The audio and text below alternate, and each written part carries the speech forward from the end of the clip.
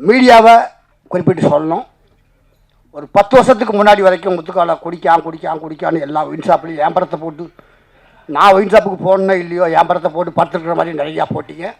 அதுக்கு ரொம்ப நன்றி. ஏன்னா யூடியூப்பில் வந்து நல்லா பேசினா, ஆணித்தரமாக ஆதாரபூர்வமாக பேசினா லைக் வரும், சப்ஸ்கிரைப் வரும், இதெல்லாம் வரும்.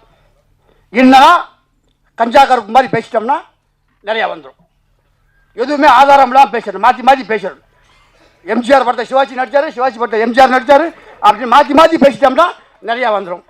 என்னை போல நடுத்தரமாக உள்ளவர்களுக்கு லைக்கும் கமெண்ட்ஸும் கிடைக்காது.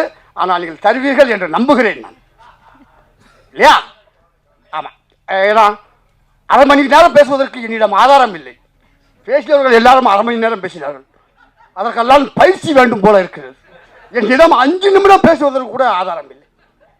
இதற்கெல்லாம் வடிவேலு சொல்ல மாதிரி இதற்கெல்லாம் பயிற்சி வேண்டுமோ அப்படின்னு சொன்ன மாதிரி எனக்கு பயிற்சி தேவைப்படுகிறது.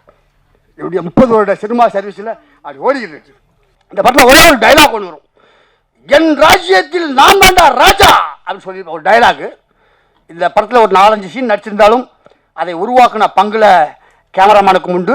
ஏன்னா நான் குடிச்சு என் மூஞ்சியெல்லாம் சப்பி போன மூஞ்சி மாதிரி இருந்தது. அதை இந்த படத்தில் வந்து ஆண்டவன் படத்தில் எனக்கு கொஞ்சம் நல்லா காமிச்சிருக்காரு. அதனால் அவருக்கு ஒரு நன்றி சொன்னேன் நான்.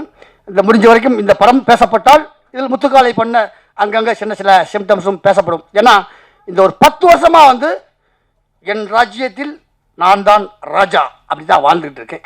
ஏன்னா எனக்கென்று ஒரு ராஜ்யம், எலி வலையாக இருந்தாலும் தனி வலையாக இருக்கணும்னு ஆசைப்படுறேன்.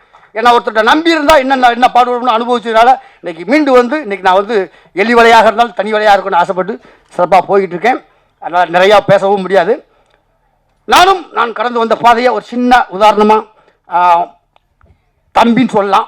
ஏன்னா மாஸ்டர் மகேந்திரன் அப்பா சைக்கிளில் முன்னாடி உட்கார வச்சு, அதுக்காக எனக்கு வயசு ரொம்ப ஆச்சுன்னு நினச்ச வேண்டாம், குழந்தையா சைக்கிளில் உட்கார வச்சு அந்த விநாயகர் ஸ்கூலில் வந்து உட்காந்து பல்ட்டி அடிக்க சொல்லி தருவார்.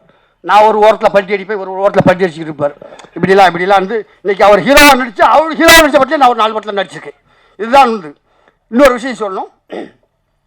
திரைக்கதை வேந்தன் நானும் கிங்காங்கும் டெய்லி ஒரு ஃபங்க்ஷனுக்கு போனோன்னா அவர் எல்லா பாட்டுக்கும் ஒரு டான்ஸ் ஆடுவார்.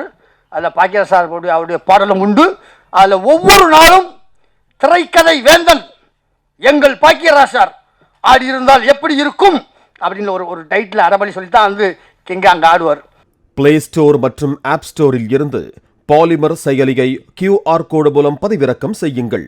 செய்திகளை உடனுக்குடன் பெறுங்கள்.